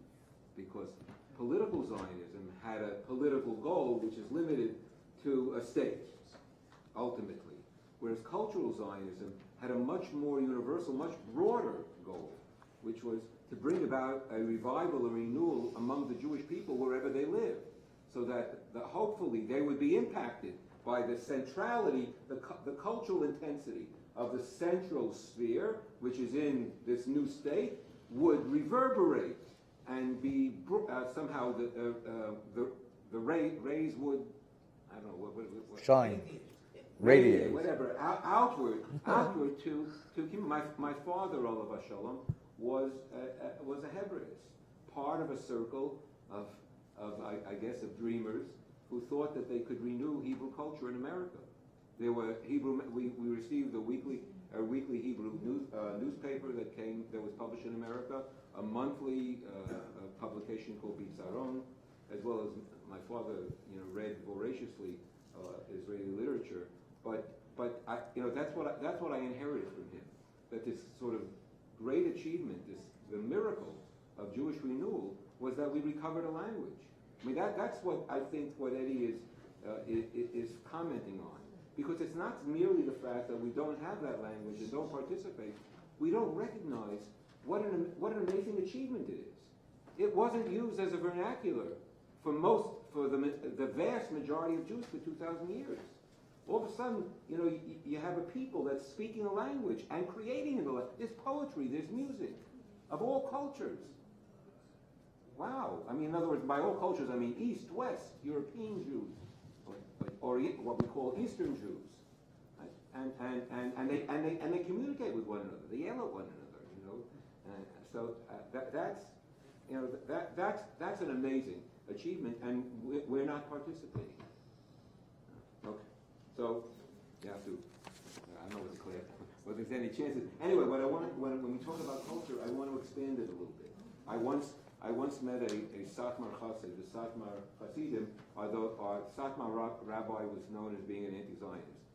So we were on vacation once in Madrid, and I went to shul, and I saw a guy with a hat and spoke English. I said, "Where are you from?" He's from Brooklyn. I said, "Where?" "From Williamsburg." I said, "Oh, you're from Williamsburg? Are you a Satmar Chassid?" He said, "Yes." I said, "What are you doing here?" "I'm on vacation." I said, "Satmar Chassidim go on vacation?" And then I said, "Well, what do you do?" He said, "He's an engineer." I said, "You're Satmar Chassidim are engineers?" He said, "Well, a few of them." Then he said, "We're not like those yeshiva students. We work," which is true. The Hasidim work, and it's the Lithuanians who don't work. So then we got into the conversation. I said, I don't like the idea that your Rebbe has taught you to oppose the state of Israel. And he talked a little bit about that. He says, "Well, tell me one good thing that the state of Israel has done for Judaism." So that's what saved the Rebbe's life. Right.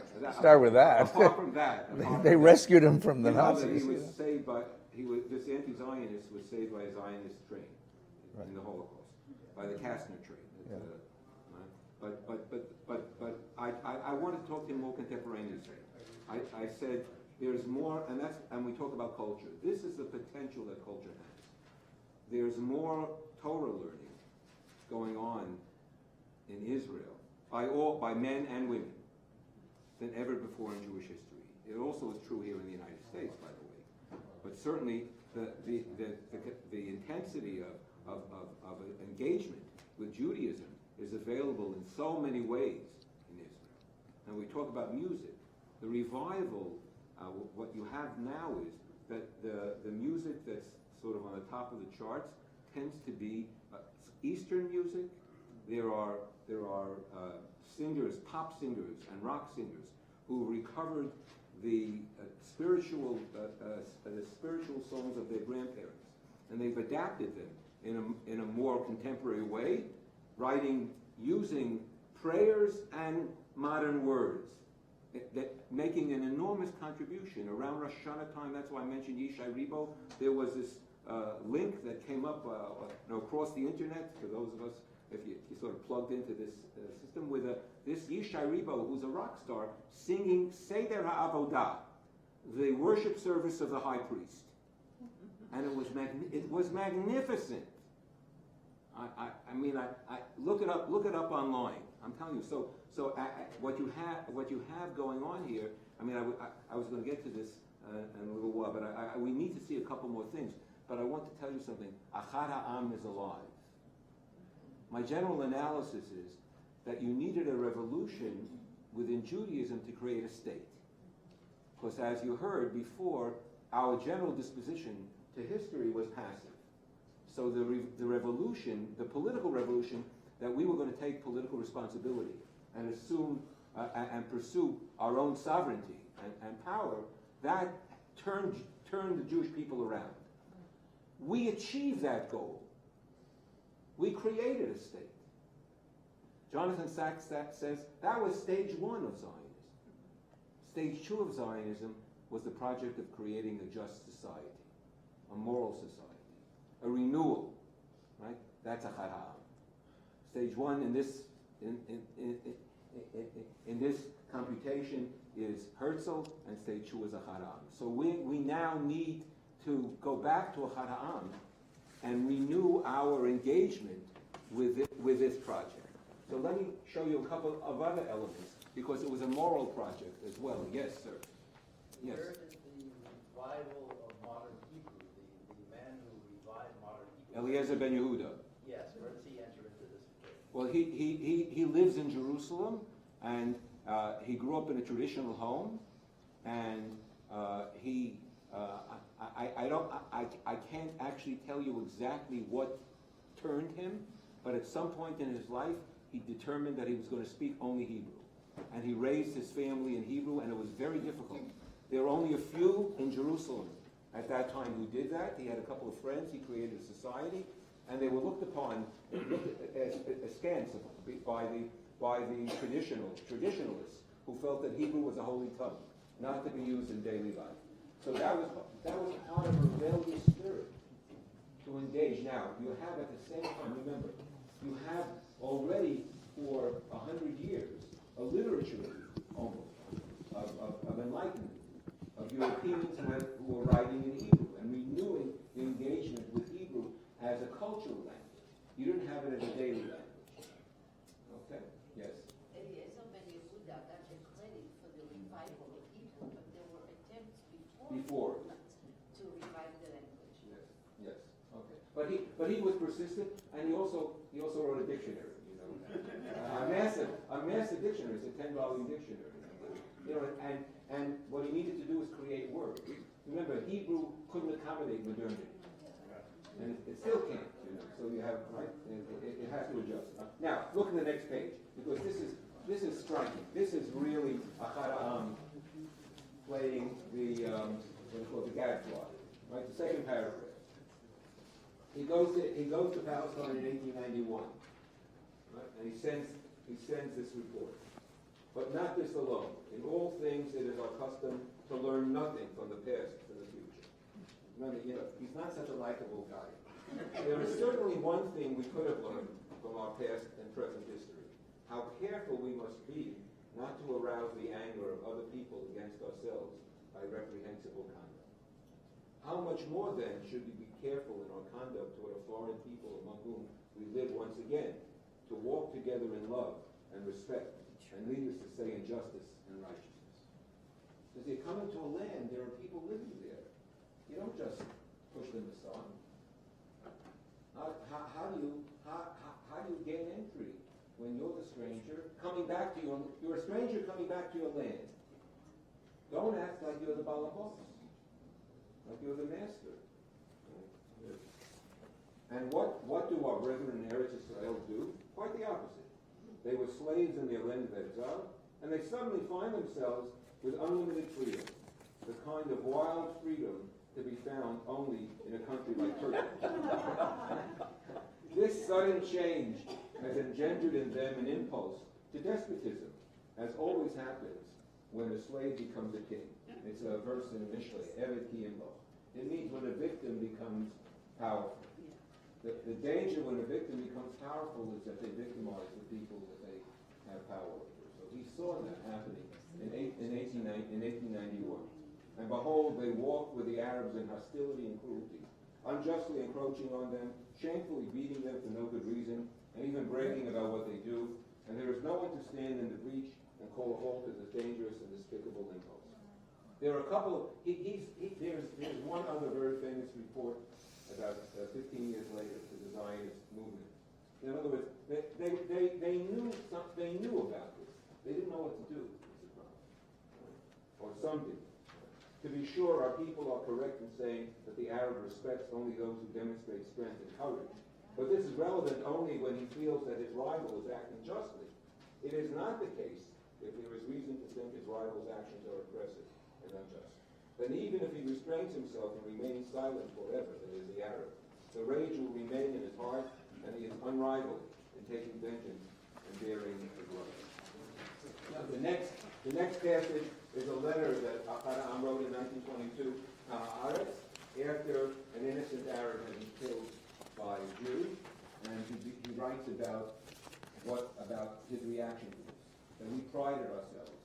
not taking life needlessly. That's who we are as Jews. We dreamt that we would create in our land a model society that would model the ideals of the prophets so that we could, somehow people would understand how wise and ethical the Jewish people is. And if we come here to behave like everybody else, right, then he raises questions about the value of the project. He sees us at the fire. You can read the letter. This is the letter that he published. Now it's not the last thing, but this is a little bit of a revelation. In 1920, Ahad Ha'am wrote a third introduction to his collection called At the Crossroads, Al Parshat Drachim. Now, when I read about it because there's a political scientist, an Israeli political scientist, who wrote a book about different forms of nationalism, beyond nationalism. His name is Dmitry Shumsky. So in this chapter on Ahad Ha'am, he talks about this introduction, and he says all the commentators on Ahad Ha'am, almost all, ignored this introduction because it was a little pesky. And I'll summarize what he says. Ahad Ha'am says the following: I was around for the Balfour Declaration because he was in London. He moved to Israel in 1922. I know what the Zionists expected from the British. They were lobbying for the British to write a document and to grant the Jews the right to reestablish a homeland in their land. And Lord Balfour granted them the right to establish a homeland in Palestine, not in their land. So, and Ahad Ha'am writes that, I guess it was Weizmann and others were lobbying the British, I assume whatever, the Foreign Office, to include that type of language, and they did it more than once. I mean, he knew this. He saw the memos, and the memos were rejected. So he knows that it wasn't accepted. And therefore, he says the following: what the Balfour Declaration meant. Now, I say this not because I think it has implications for the practice of today, but it's important for us to know in terms of our claims, I think.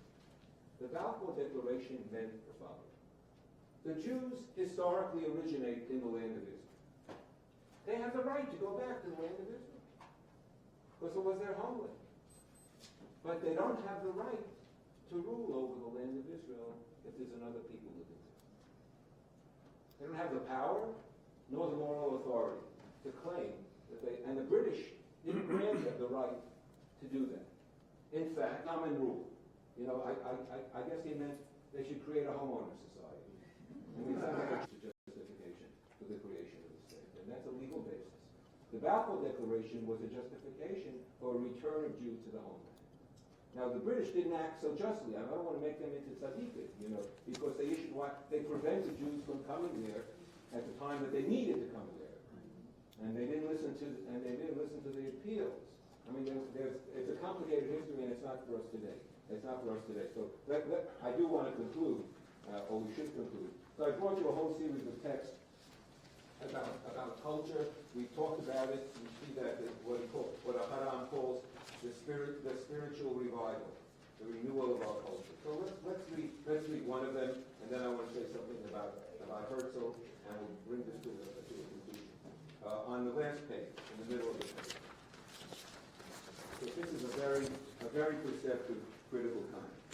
It is only in the latest period, that of emancipation and assimilation, that Hebrew culture has really become sterile and has borne practically no fresh fruit at all. This does not mean that our creative power has been suddenly destroyed, or that we are no longer capable of doing original work. It is the tendency to sink the national individuality and merge it in that of other nations that has produced two characteristic phenomena of this period.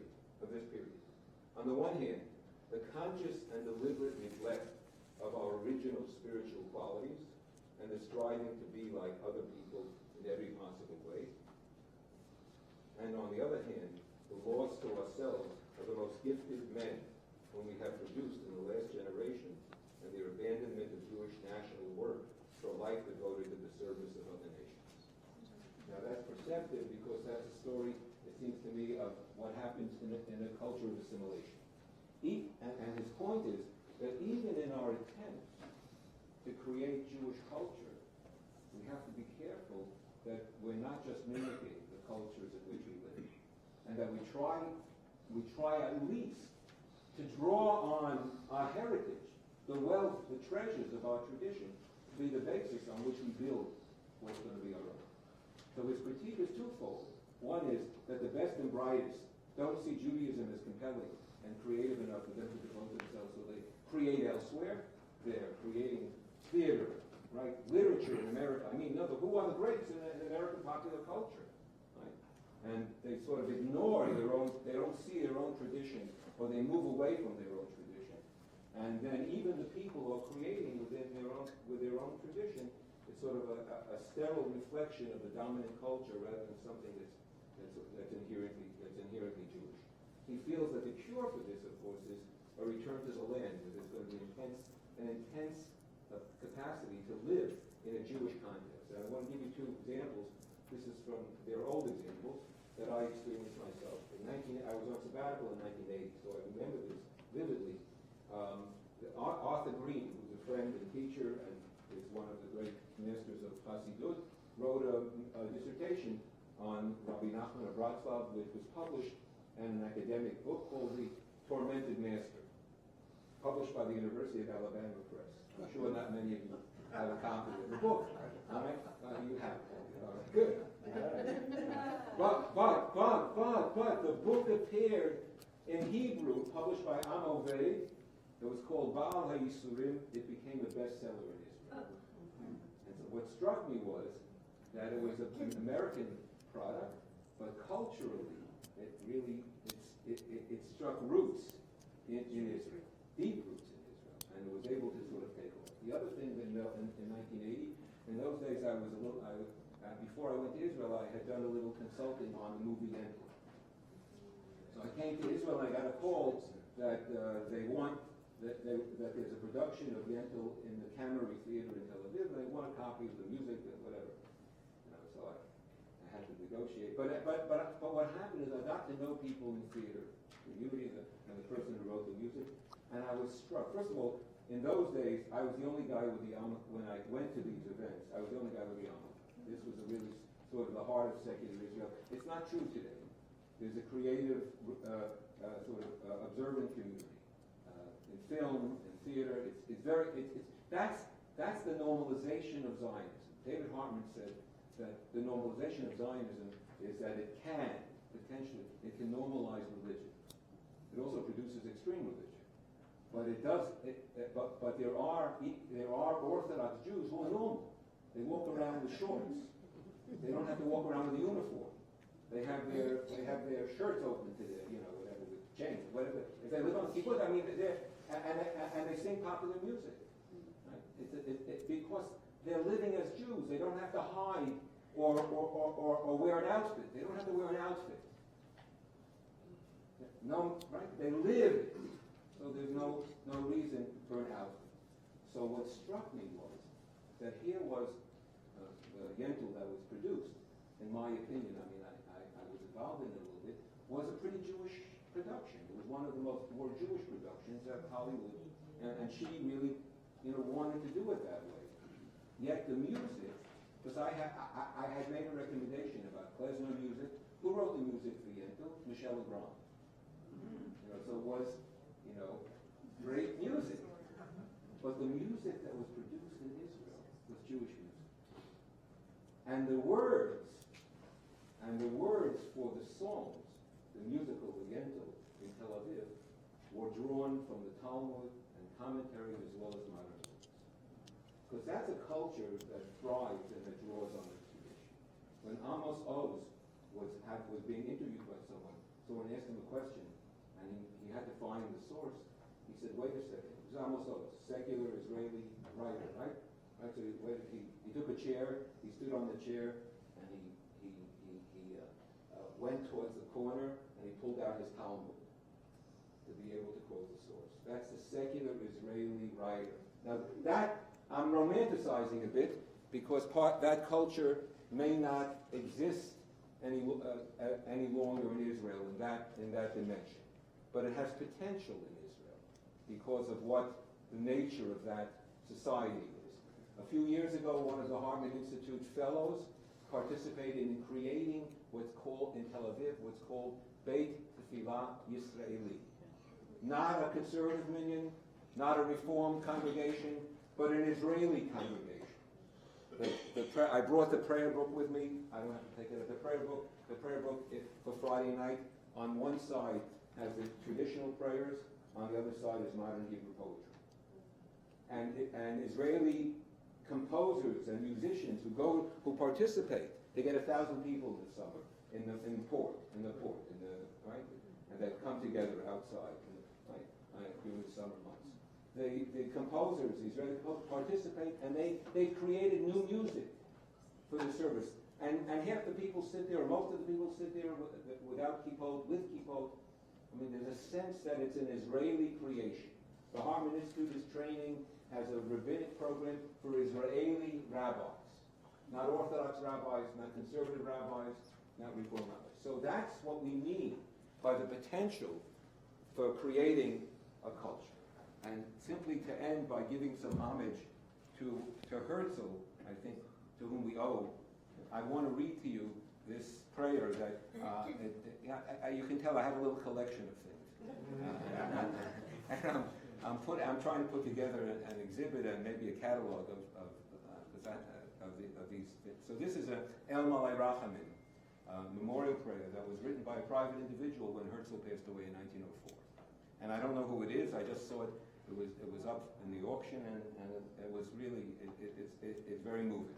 So it reads as follows: El Malay Rachamim. You most probably recognize the words with the Shochaim Brumim Hamsei Menucha Tachat Da Da Da Kezohar Rakim Masirim Et Nishmat, the soul of Rosh HaTzionim, the leader of the Zionists, the Zionist leader Morenu, our teacher, Rabbi Binyamin Zev ben Morenu Rabbi Yaakov, our teacher Rabbi Binyamin, the son of Binyamin Zev, the son of our teacher Rabbi Yaakov, Hanikra b'Shem Dr. Theodor Herzl, is called Dr. Herzl. Shehalach la'olamo. Why? Why we pray? Ba'avur, because Shedarash tov la'amo. He preached goodness for his people. Be'emunah u'v'shkedai yetera l'fnei melachim misarim hityatzeh. With faith and with devotion, with great commitment, he stood before kings and rulers, laharim keren Yisrael, to lift the horn of Israel, to lift our pride, to lift our self-image, to give us a sense of being a people, ulahashiv shivat zion, and to return the return of Zion. V'chein bal harachamim yastireo da. Yelchu lefanav zchuyotav v'titkotav. His merits and his righteousness should go before him. Asher asa, that he did. U'chor Hashem yasvehu, and the glory of God will gather him to Seiter Halo in the mysteries of his tent. Lachazot b'noam Hashem, to behold the pleasantness of God. U'levaker b'hechalo, and to enter into his inner chamber. Minachal adanav yishkehu, he should drink from the river, the flowing river of Eden. Adanav. So this is homage to a leader who gave us who in the 20th century gave us a sense of pride as a people. And it seems to me that we, as Jews, are living off of Herzl's achievement. That the pride that he gave us in creating and working towards the creation of the State of Israel and making us a public people once again, right, is something that we ourselves have benefited from, and that we have to be able, we have to nurture it in such a way that we can transmit it. And that's the challenge for us for the next generation, that they might feel that sense as well. And we have to continue to work very hard to make that happen. Thank you, Chaim. Thank you.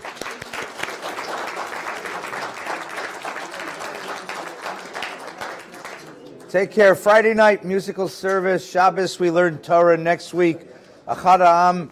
We'll put Achad Ha'am and Herzl on the shelf, and we'll take down Kaplan and Heschel. We'll have that conversation. So please come back. Take care. Have a quiet week. Me. And Farkas. Together. No, this